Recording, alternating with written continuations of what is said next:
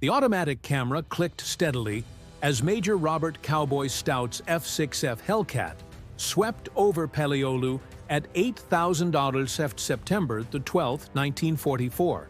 His orders were simple: photograph the northern airfield and return to USS Hornet. Intelligence had assured him the field was abandoned, probably damaged by previous bombing raids. Then Stout looked down and his blood went cold. The airfield below was packed with Japanese aircraft. Mitsubishi Zeros, Nakajima bombers, dozens of them lined up wingtip to wingtip. Fuel drums stacked in neat rows. Ground crews swarming around each plane. They weren't abandoned. They were preparing for a massive strike. Stout counted quickly. At least 40 aircraft fully armed and fueled. And he knew exactly what they were waiting for. 3 days from now, 28,000 Marines would storm the beaches of Peleliu in one of the largest amphibious assaults of the Pacific War. The invasion fleet was already steaming toward the island. These 40 Japanese aircraft were positioned to massacre them before they reached shore. Stout's training was clear: spot enemy forces, radio the coordinates, return to base, and let command decide how to respond. A reconnaissance pilot's job was to observe and report, not engage, especially not alone against an entire airfield bristling with anti-aircraft guns. But Stout also understood military bureaucracy. By the time he landed, filed his report, and command assembled a strike package, hours would pass, maybe a full day. The Japanese would scatter these aircraft, hide them in revetments, or worse, launch them against the fleet. The Marines landing on those beaches in 3 days didn't have time for proper procedure. They needed these planes destroyed now, not tomorrow. Now Stout circled higher, studying the layout below. The Japanese had made a critical mistake in their haste. The aircraft were packed too close together, surrounded by exposed fuel drums. One good hit could start a chain reaction that would consume the entire field. Yaturi checked his ammunition. 650 caliber Browning machine guns, 2,400 rounds total. Roughly 12 seconds of sustained fire. Not nearly enough to destroy 40 aircraft individually, but enough to light a very big fuse. Before we continue, I'd love to know where you're watching from and what you know about the Battle of Peleliu. Drop a comment below and let me know if you'd heard about Cowboy Stout's attack. Robert Stout wasn't a reckless pilot. At 28 years old, he'd already flown 63 combat missions. He'd survived dogfights with Zeros, attacked fortified positions under heavy fire, and landed on carriers in storms that kept other pilots grounded. He knew the difference between courage and suicide. What he was considering now walked that line very carefully. If he attacked, every anti-aircraft gun on Peleliu would target him. He'd be alone with no wingmen to suppress ground fire or cover his escape. His Hellcat could take damage, but one lucky shot to the engine or cockpit would send him into the jungle with no possibility of rescue. If he didn't attack, those 40 aircraft would launch in waves against the invasion fleet. Japanese pilots would strafe the landing craft, bomb the transport ships, and turn the beaches into killing zones. The Marines would die by the hundreds before establishing a beachhead. Stout had seen what happened when Marines landed under air attack. He'd flown close air support at Tarawa, where Japanese planes had wreaked havoc on the first waves. He'd watched helplessly as bombers targeted crowded landing craft that couldn't maneuver or defend themselves. The decision took less than 30 seconds. Stout pushed the throttle forward and rolled the Hellcat into a dive. The altimeter unwound rapidly as he dropped toward the jungle canopy. His plan was simple: come in fast and low, hit the fuel drums first, and get out before the anti-aircraft gunners could track him. At 2,000 ft, he leveled off and pushed the throttle to the firewall. The Hellcat accelerated too. Nearly 400 mph, the engine screaming at maximum power. Trees blurred beneath him as he dropped to barely 50 ft above the jungle. The airfield appeared suddenly through a gap in the trees. Japanese ground crews looked up in confusion as the Hellcat roared overhead. Some froze, others dove for cover. None reached their anti-aircraft positions in time. Stout lined up on the northern row of aircraft and squeezed the trigger. All 6 machine guns opened fire simultaneously, their combined roar drowning out the engine. Tracers walked across the tarmac, stitching through the thin aluminum skin of a Zero. The fighter shuddered under the impacts, fuel spraying from ruptured tanks.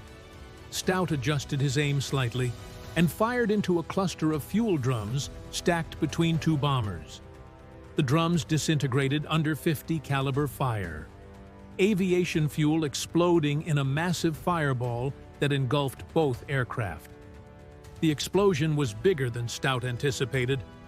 Flames leapt 50 ft into the air, the blast wave rocking his Hellcat as he pulled up hard.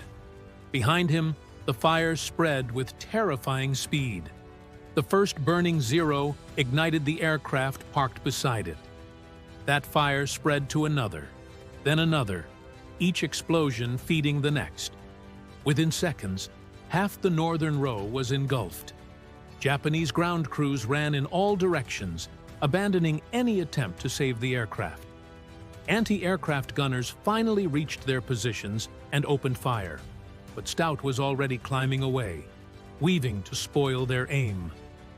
Tracers arced past his canopy.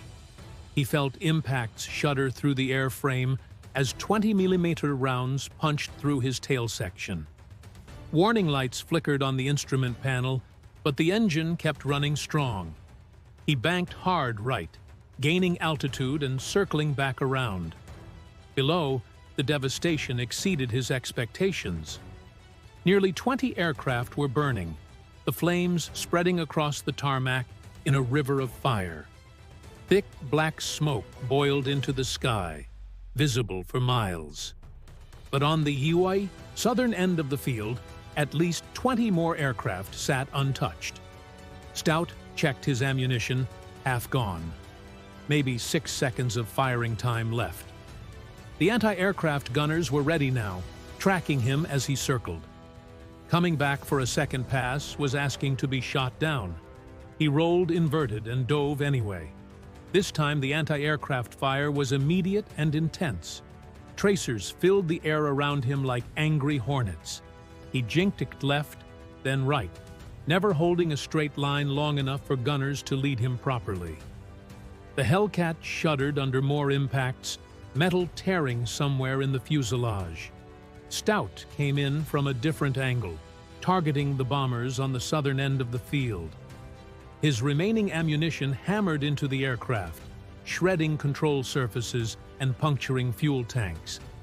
He walked his fire across a fuel truck, which exploded with enough force to flip a nearby bomber onto its back.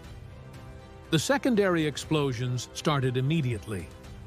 Burning fuel from the truck spread to stacked ammunition crates which detonated in a rapid series of blasts. The bombers' own ordnance cooked off, tearing the aircraft apart from within. Within moments, the southern row was burning as fiercely as the northern. Stout's guns fell silent, empty. He'd fired every round. The Hellcat felt sluggish as he pulled up, damaged control surfaces making it fight him. More warning lights. Something was leaking, leaving a thin trail of smoke.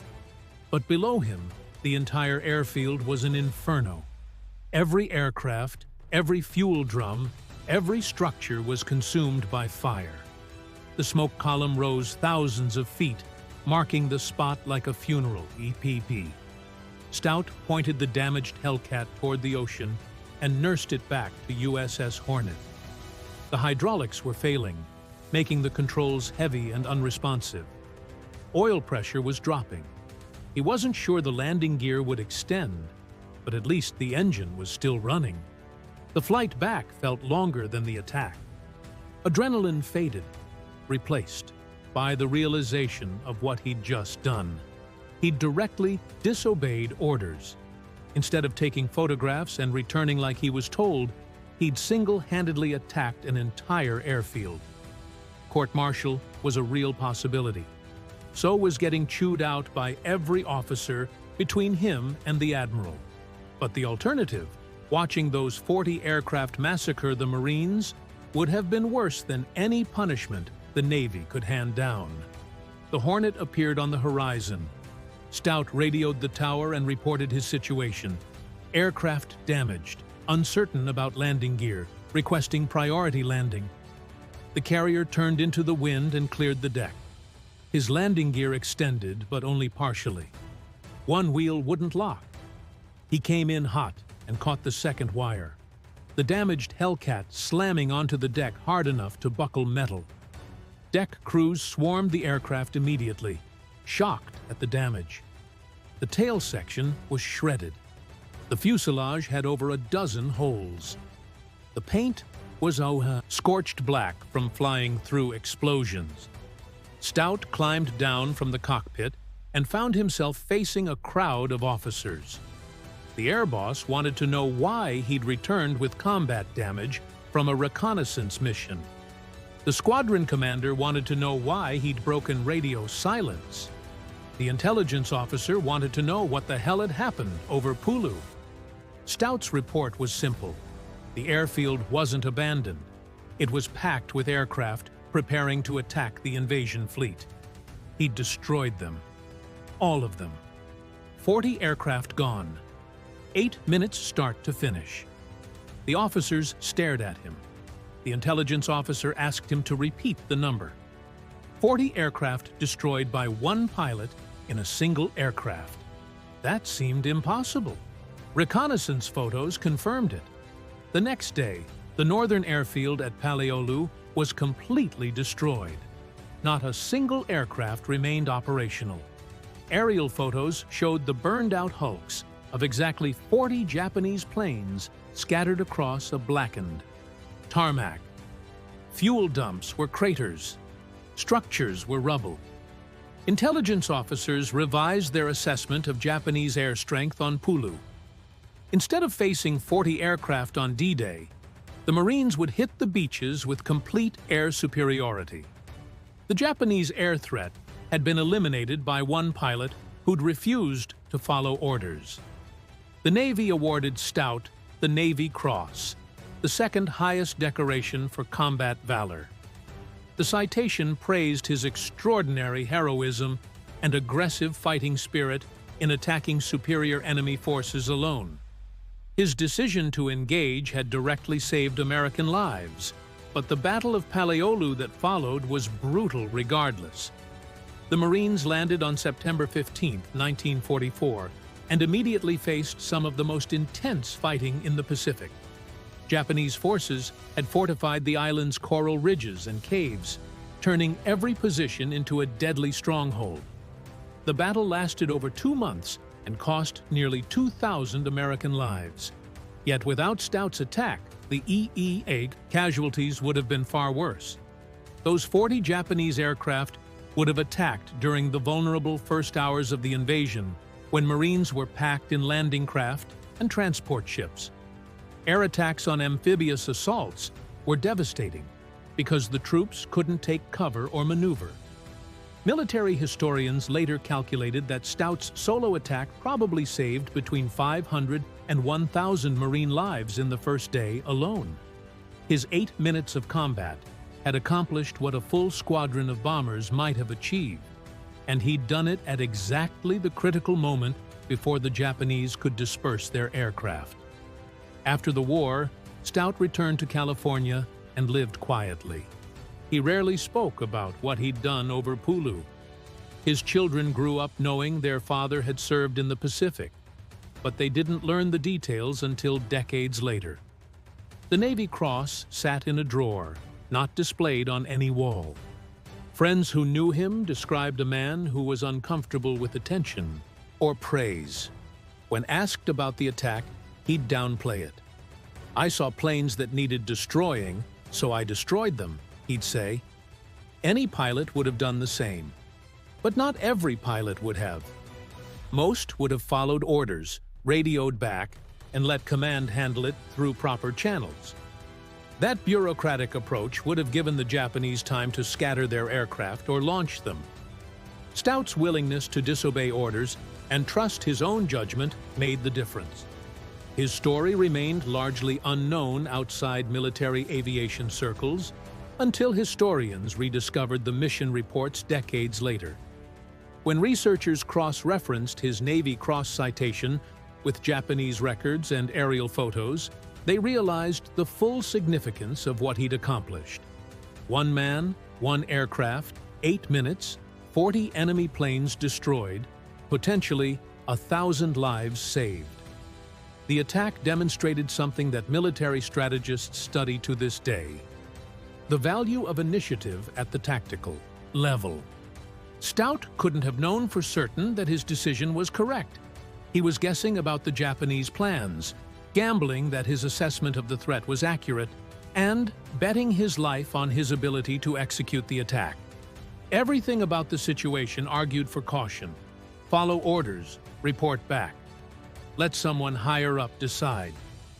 But Stout understood that sometimes the person on the ground, seeing the situation with their own eyes, has better judgment than commanders looking at maps miles away.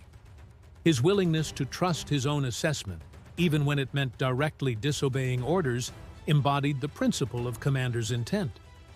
The Navy hadn't ordered him to attack that airfield, but they had sent him to protect the invasion force.